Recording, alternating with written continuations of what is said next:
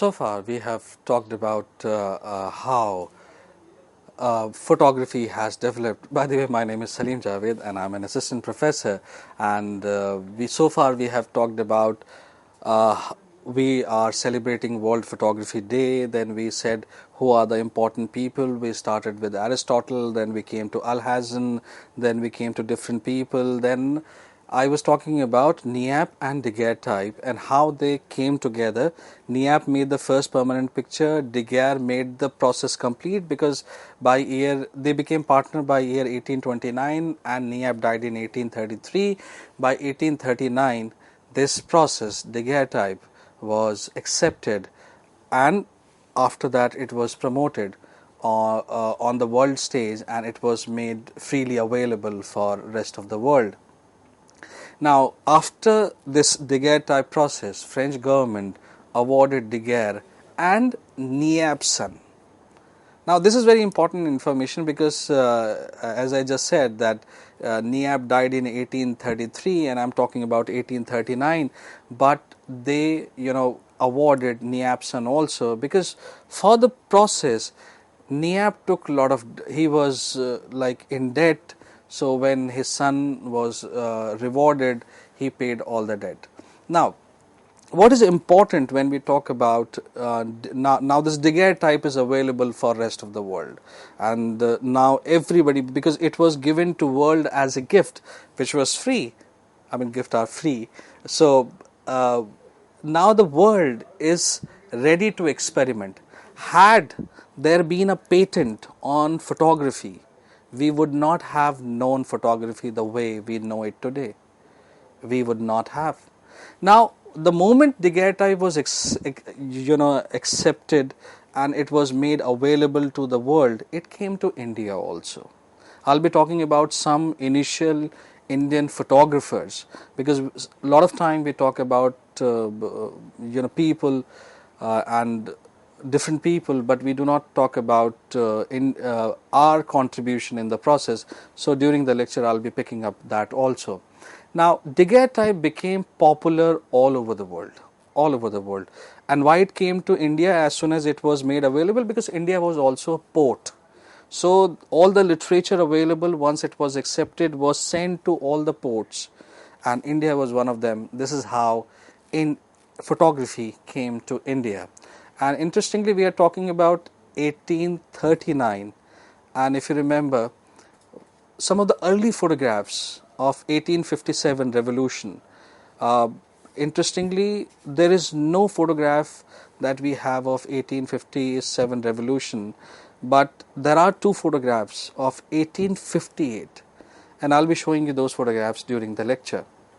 Now, because it was available for the world, so a lot of daguerreotype studios were open, and like everybody, the moment photography was available, everybody was ready to get clicked. Now, understand that within 2 to 3 years, in United States alone, more than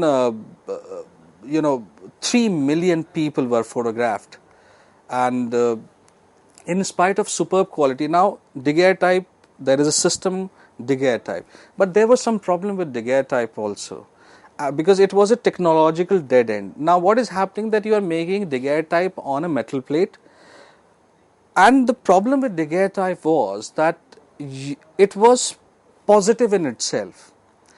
So if you want to take, there was no negative in daguerreotype.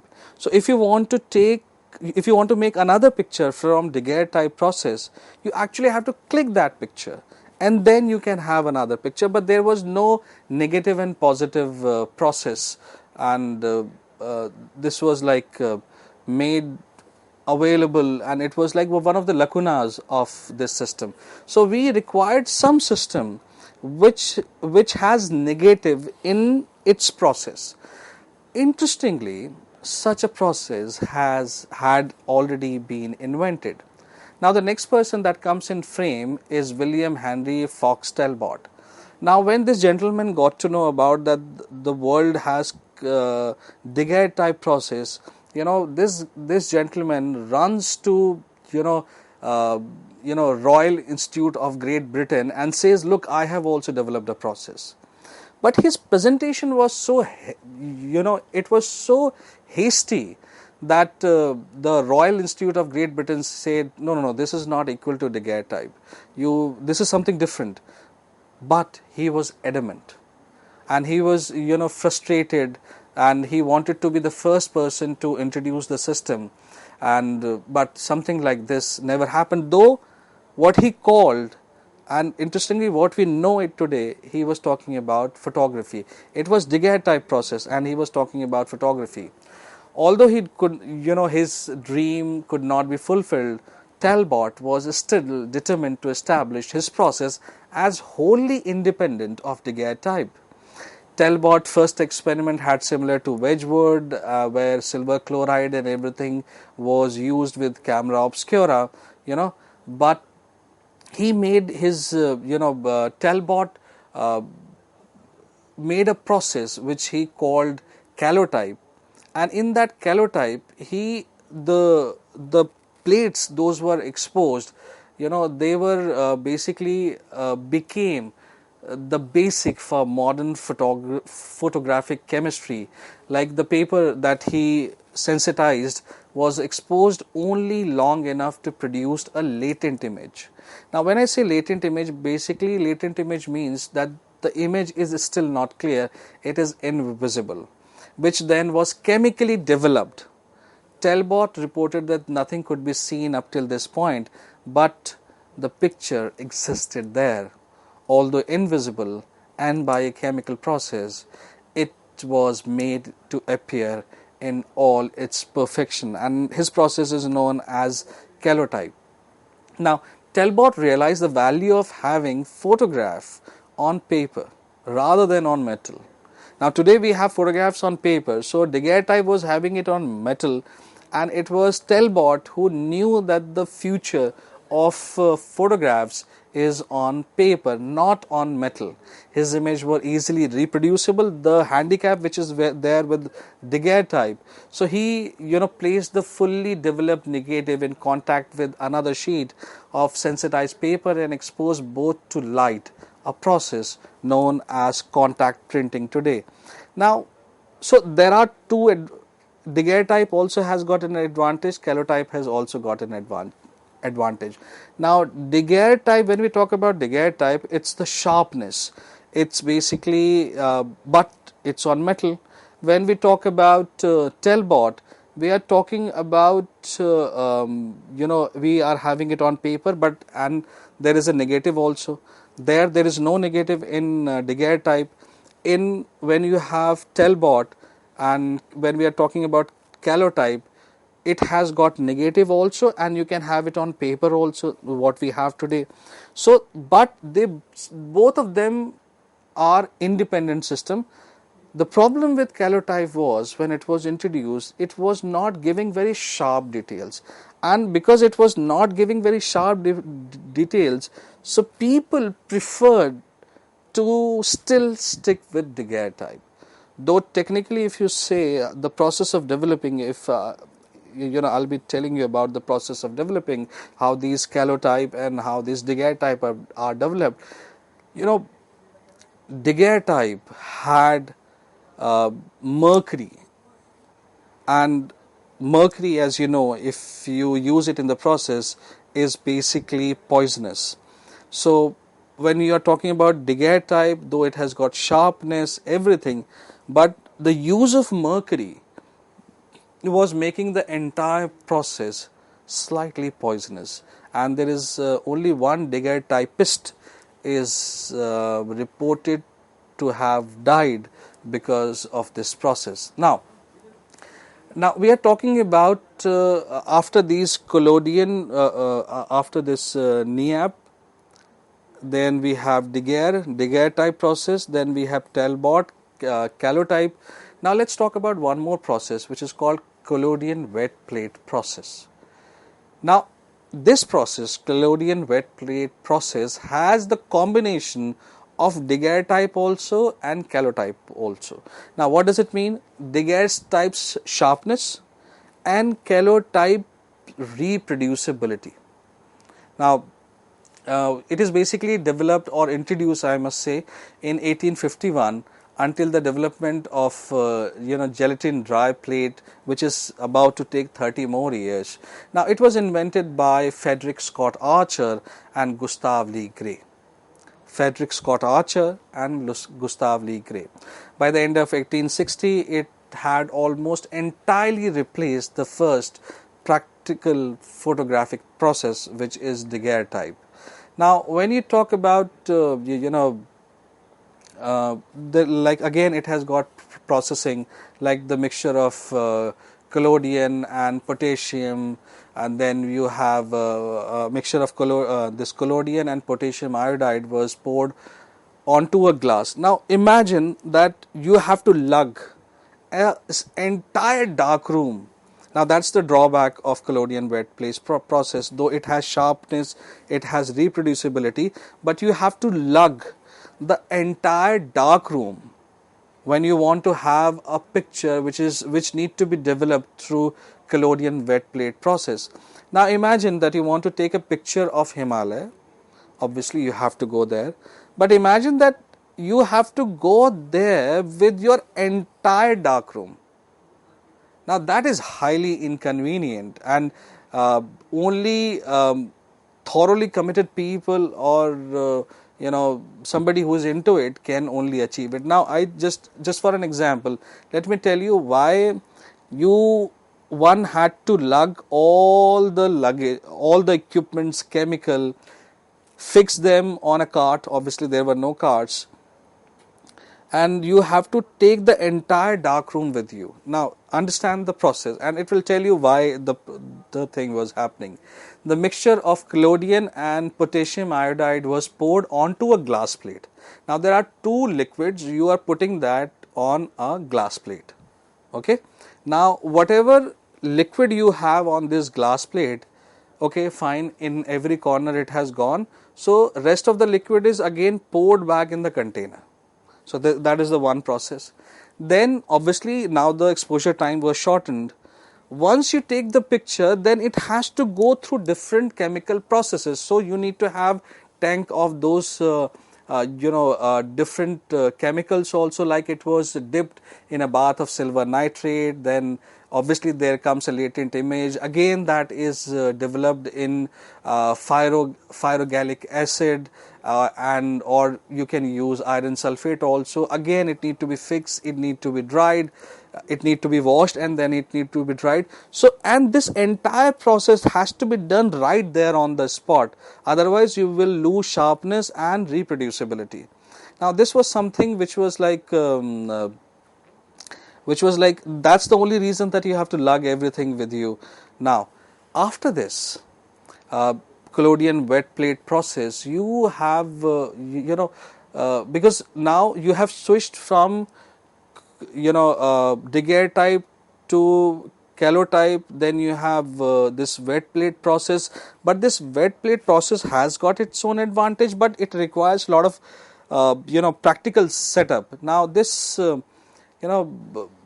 the quantity of equipments that was needed for collodion wet plate process restricted photography to the professionals and the most dedicated amateurs, though there was like people were looking for ways to make it more accessible.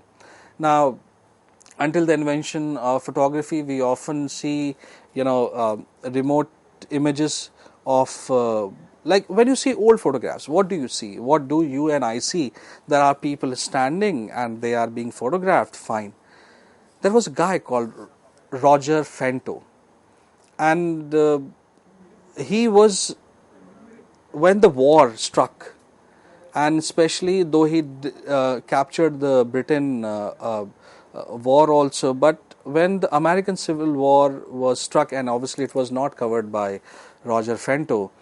So that when you see these two photographs together at one place, because of the slow exposure time, now suppose you are in a war zone, there are people running and your exposure time is long, how would you get pictures? unless you don't make them stand. So you see pictures of regiment people standing and they are posing and everything is happening, fine, because there is a long exposure time. So there is a very idealization of war when we are talking about. So far we have been talking about Aristotle, Alhazen, camera obscura, Scholes, Wedgwood, Knapp, De Geer, Fox-Talbot, and we have talked about Archer and Gray. Now, as I said, as I promised that I'll be talking about some of the initial Indian photographers. Now, usually we don't find these names, but they are available when you dig deep and you find them. And I'll be talking about one person especially among these names. So, first in the list is Dr. N. Daje. Then you have Nasir Vanji.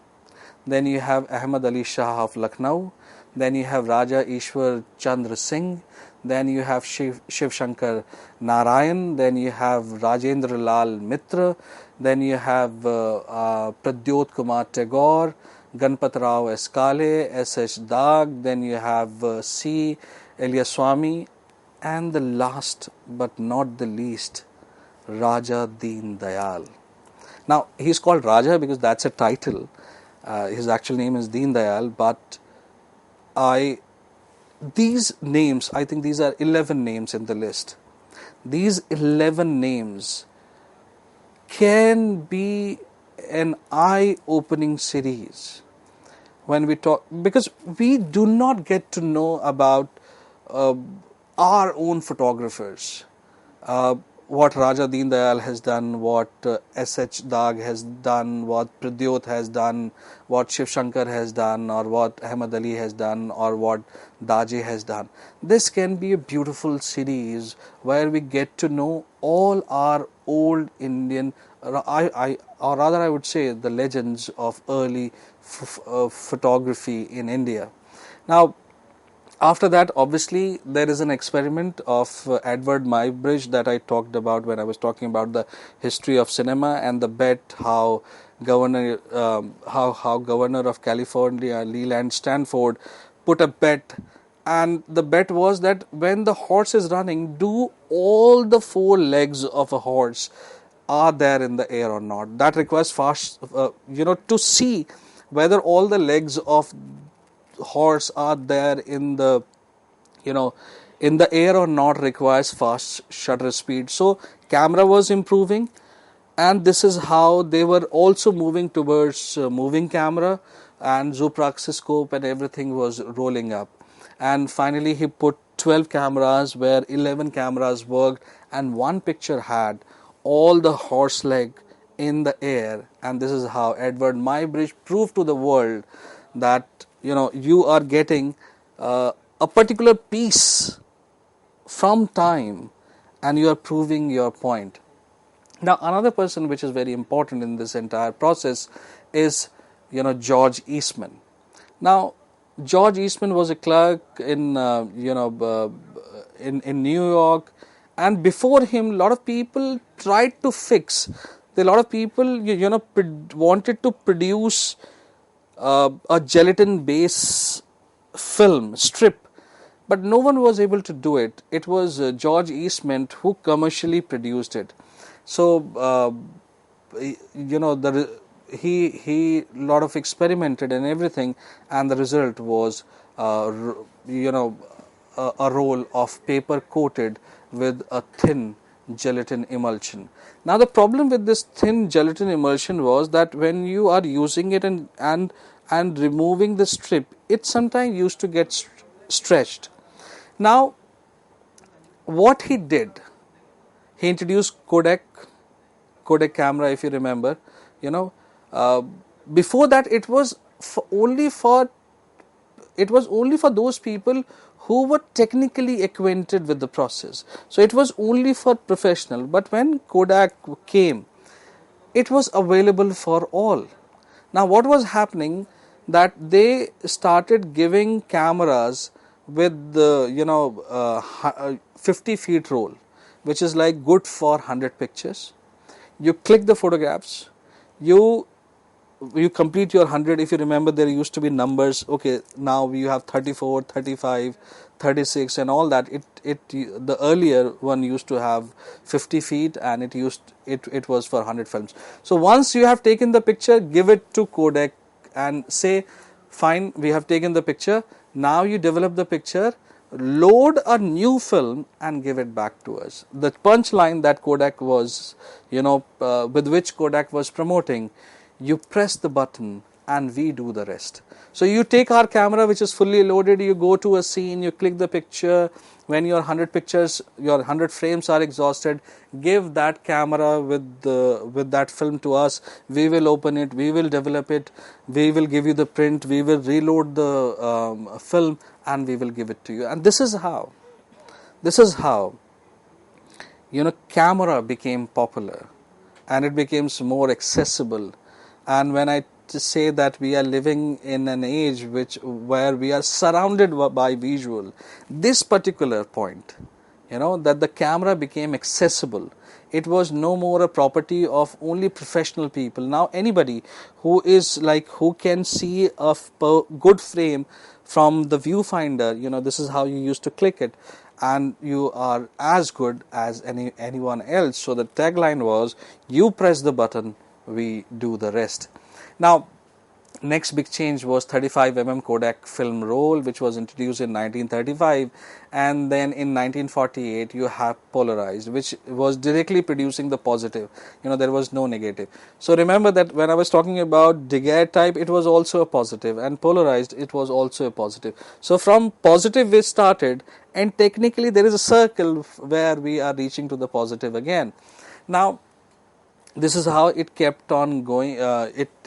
It was going on, and the first digital camera to both record and save an image was Fuji X DS1P, which was created by Fuji Films.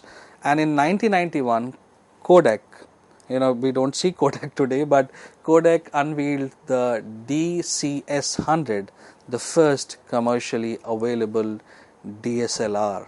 And if I say today 99% of the photographs are digital, I think that will not be a hyperbole. So this is what this is what, when we talk about the technical development, when we talk about photography as a science, when we talk about photography, the journey, this is what it is. Now, how it is an art, how it is a craft, how it is one of the most powerful sources of storytelling. Now, look at these images. Okay, these are taken by Henri Cartier-Bresson. Okay, again the French person. Now look at the three pictures. They are obviously roll film, and it has got a fixed shutter speed and everything. But look at the moments that have been captured. It's so precise. And it's not only the man who is there is a water body in front of him and he has to run through and everything. Look at his front foot. Look at that moment of preciseness.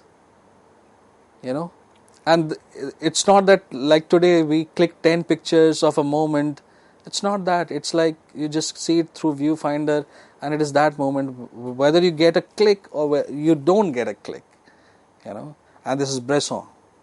Look at all these three pictures. Now you simply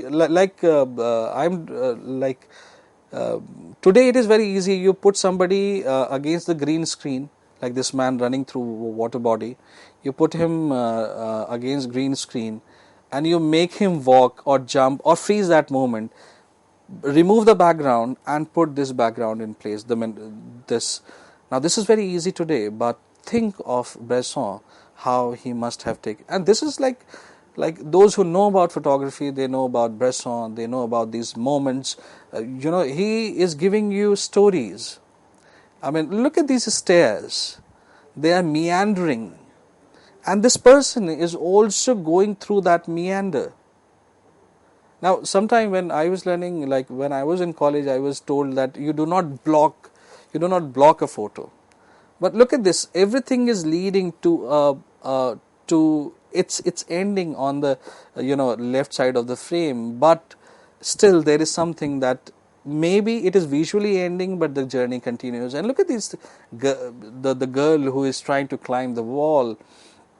These are moments like you have moments like these in everyone's life.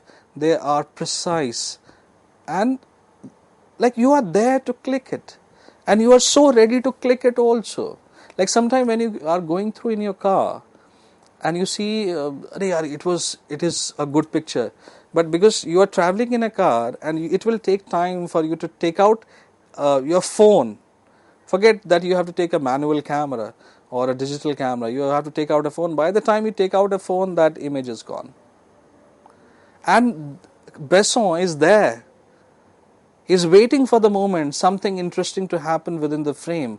And when that something happens, he clicks it. That's what. This is how. Look, it's not. These are not pictures. These are stories. This is how you click stories. Look at these images.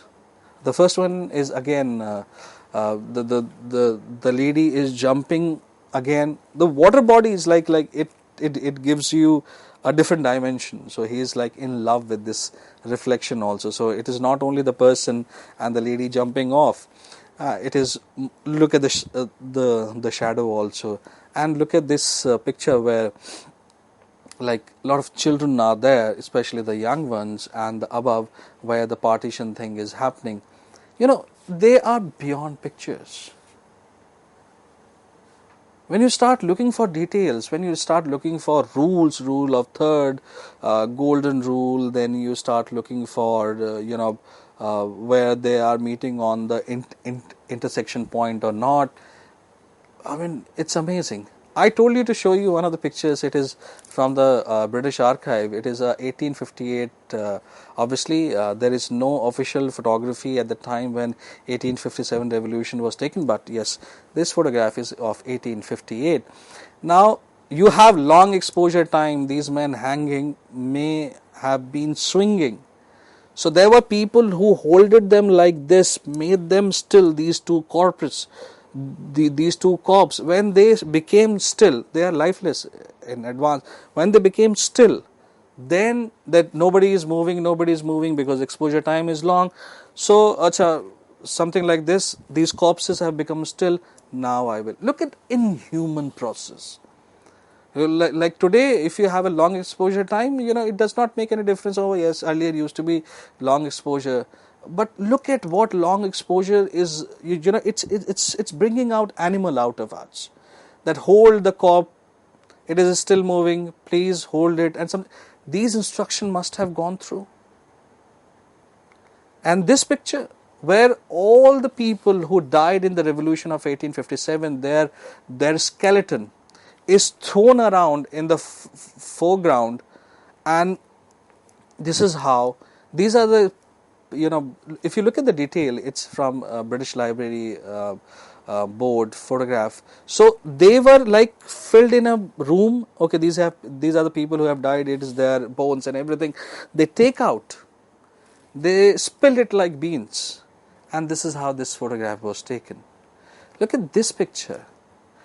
It is like it's Bengal famine. Can you believe that people like them have been arranged to suit suit the composition, to suit the composition. You must have heard there's something called words. A picture is more powerful than 1,000 words and things like that. Look at this. You don't have to tell what was the condition during Bengal famine. This is Bhopal gas tragedy, and Raghu Rai's few pictures. What would you say beyond, what would you say about these pictures?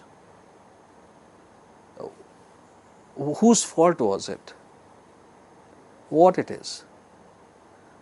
Look at this picture taken by Steve McCurry. These women have gone to fetch water. Suddenly a storm comes. They wait for the storm to to go pass by. And this picture where a lady is begging McCurry is inside the taxi, and this lady comes and starts begging. It is pouring outside. It's not raining outside, it's pouring outside. You know, it's beyond words. Thank you very much. I hope that you must have got something interesting through this lecture. Thank you very much.